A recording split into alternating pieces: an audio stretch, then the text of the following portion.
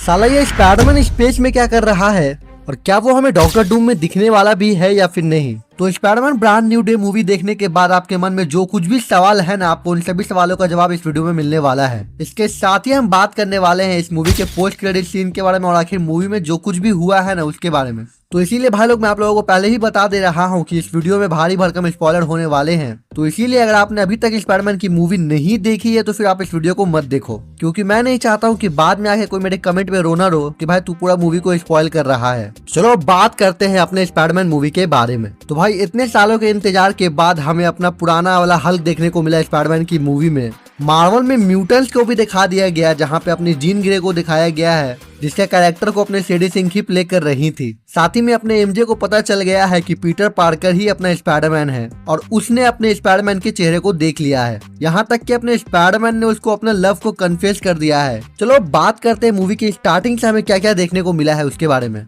मतलब मूवी की स्टोरी क्या थी। तो देखो मूवी की स्टोरी जो थी ना वो थी अपने स्पाइडरमैन यानी कि पीटर पार्कर के बारे में कि वो अब कितना ज्यादा मैच्योर हो गया है और अब वो कोई टीनेज वाला बच्चा नहीं रहा। जहाँ पर स्टार्टिंग में हम उसको देखते हैं कि स्पाइडरमैन जो है ना वो काफी अकेला हो गया है। उसके पास एक लेडी ही है सिर्फ बात करने के लिए जो कि पुलिस ऑफिसर है। इसके अलावा वो न्यूयॉर्क सिटी में जाके फुल ऑन मदद कर रहा है सभी की, और जितने भी स्कॉर्पियन जैसे छुटपुटिये विलन है ना उन सभी से लड़ रहा है। मतलब एक तरह से कहें तो वो वापस से अपने स्ट्रीट लेवल का सुपर हीरो बन गया है। लेकिन एक दिन अचानक से क्या होता है कि जो शेडी सिंह का कैरेक्टर होता है ना जीन ग्रे, वो लोगों के माइंड को कंट्रोल करने लगती है और वीमैक्स नाम के किसी चीज को खोजने में लग जाती है। जहाँ पे आगे जाके हमें ये पता चलता है कि जीन ग्रे की एक बहन थी जिसको डैमेज कंट्रोल वालों ने पकड़ लिया है और उसके ऊपर एक्सपेरिमेंट करते हुए उसको मार दिया। अब इसी बीच अपना पीटर पार्कर अकेलेपन से तो जूझ ही रहा था, तो जैसे तैसे करके क्या होता है ना कि जेंडाया का जो कैरेक्टर होता है ना उसको भी जीन ग्रे कंट्रोल कर लेती है। जिसके बाद से जेंडाया को भी पता चल जाता है कि अपना पीटर पार्कर ही इतना स्पाइडरमैन है।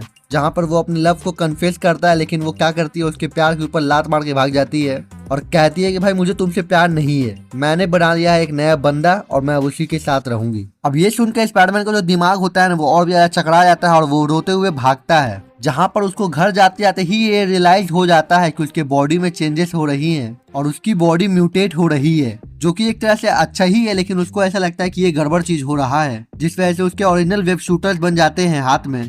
भाई वो गजब का ही पावरफुल हो जाता है। स्पाइडर सेंस भी है ना वो काफी तगड़ा हो जाता है।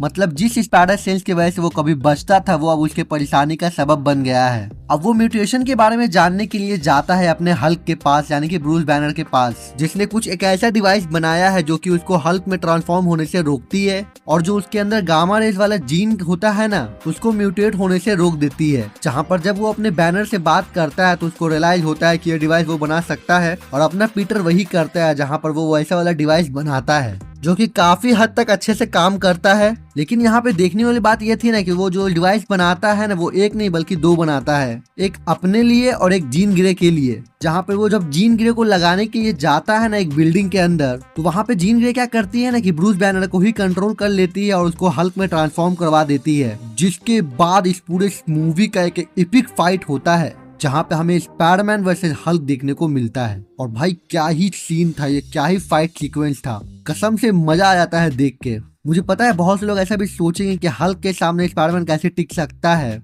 तो ब्रो बस आप ये वाला मूवी देखो आपको ये जवाब मिल जाएगा। हाँ तो जैसे तैसे करके अपना स्पाइडरमैन क्या करता है ना कि ब्रूस बैनर को कंट्रोल में ला देता है और उसको वापस से ब्रूस बैनर बना देता है। मतलब हल्क को कंट्रोल में करके उसको ब्रूस बैनर बना देता है। जिसके बाद वो जाता है जीन ग्रे के पीछे, जहाँ पे वो जीन ग्रे को ऊपर वो वाला डिवाइस लगा देता है। जिसके बाद कुछ समय के लिए उसकी पावर्स काम नहीं करती है और वो डैमेज कंट्रोल वाले को उससे पकड़वा देता है। अब इस वक्त तक स्पाइडरमैन को नहीं पता था कि जो डैमेज कंट्रोल वाले हैं ना वही मेन विलन है इस मूवी के, और उन्होंने ही क्या किया है ना कि जीन ग्रे की बहन को मार दिया है। अब हाँ इस बीच में मैं तो आप लोगों को बताना ही भूल गया कि यहाँ पे फ्रैंक कैसल यानी कि अपना पनिशर भी हेल्प करता है स्पाइडरमैन की। और भाई पनिशर का कैरेक्टर भी काफी अच्छा था मूवी में, वो काफी लंबे समय के लिए है और लिटरली उसको देख के मजा आता है। जब भी वो सीन में आता है ना तो वो सीन को एकदम खा जाता है। हाँ तो मैं जीन ग्रे के बारे में बात कर रहा था। तो जीन ग्रे वो क्या करता है ना कि डैमेज कंट्रोल वाले पकड़ लेते हैं और स्पाइडरमैन को लगता है कि भाई अब तो सब चीज सही हो गया है। लेकिन जब बाद में उसको पता चलता है कि जीन ग्रे के साथ ऐसा ऐसा गलत चीज हुआ है तो भाई वो जाता है वहाँ पे उसको बचाने के लिए।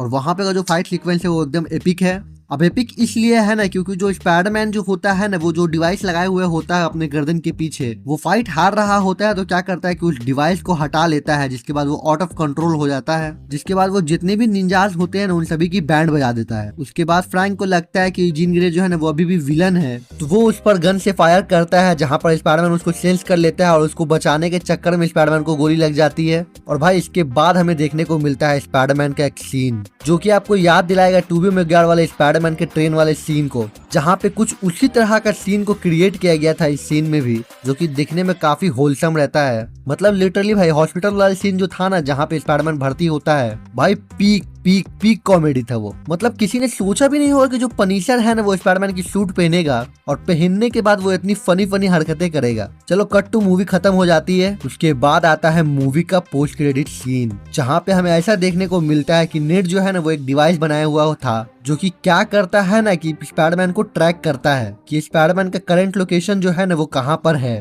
तो उस वाले टैब में क्या होता है ना कि स्पाइडरमैन की जो लोकेशन होती है ना वो अर्थ पर नहीं बता रही होती है, बल्कि अर्थ से कई दूर किसी और प्लेनेट पे बता रही होती है। अब इसका मतलब ये है कि जो अपना स्पाइडरमैन है ना वो शायद से डूम्सडे मूवी में क्या होगा ना कि अपने स्पेस में जाएगा। अब आप में से बहुत से लोग कहोगे कि भाई वो स्पेस में क्यों गया है, क्यों जाएगा वो आखिर, अगर जाएगा भी तो शायद से ऐसा हो सकता है कि इस डूम्सडे में उसको कुछ ऐसा मिशन मिलेगा जिस वजह से उसको स्पेस में जाना होगा। मतलब वो कोई चीज कलेक्ट करने के लिए जाएगा, जैसे इन्फिनिटी स्टोन टाइप। मतलब वो इन्फिनिटी स्टोन नहीं होंगे लेकिन वो इन्फिनिटी स्टोन जैसे ही कुछ पावरफुल चीज होगा। इसके अलावा ये नहीं बताया गया है कि आखिर मार्वल में म्यूटेंट्स जो थे ना वो कैसे एग्जिस्ट करते हैं। इसके अलावा इसके बारे में भी कुछ नहीं बताया गया है कि क्या जीन ग्रे के जैसे कोई और भी म्यूटेंट्स हैं या फिर नहीं।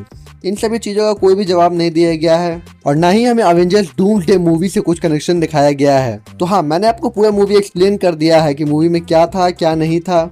आई होप आपको ये वीडियो देख के अच्छा लगा हो। अगर वीडियो अच्छा लगा हो तो वीडियो को लाइक कर देना, चैनल को सब्सक्राइब करना। मैं मिलूंगा आपसे अगले वीडियो में, तब तक के लिए जय हिंद।